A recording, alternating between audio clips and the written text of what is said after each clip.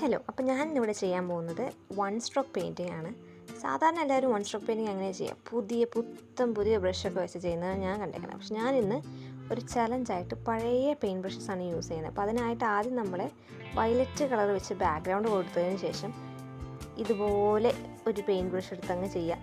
ഇത് കാണുമ്പോൾ തന്നെ അറിയാം, ഒരു 10-15 കൊല്ലം പഴക്കം കാണും. 10-15 ഇത്തിരി കുട്ടി പറഞ്ഞതാണ്, 7-8 കൊല്ലം പഴക്കമുള്ള ബ്രഷാണിത്. അതുകൊണ്ട് ചെയ്യാൻ എനിക്ക് അത്യാവശ്യം നല്ല ബുദ്ധിമുട്ടുണ്ടായിരുന്നു. അപ്പോൾ ആദ്യം വൺ സ്ട്രോക്ക് ചെയ്യാനായിട്ടുള്ള ബേസിക് ടെക്നിക്ക് എന്താണെന്ന് വെച്ച് കഴിഞ്ഞാൽ, പെയിൻറ്റ് ബ്രഷിൻ്റെ 2 അറ്റത്തും 2 കളർ തേച്ച് നന്നായി മെർജ് ചെയ്തെടുക്കും. അതിനുശേഷം ഇങ്ങനെ ഇഷ്ടമുള്ള പാറ്റേൺ ചെയ്യാം. ഇത് ഞാൻ യൂസ് ചെയ്തേക്കുന്ന ഒരു പെയിൻറ്റ് ബ്രഷാണെന്ന് ആരും തെറ്റിദ്ധരിക്കരുത്.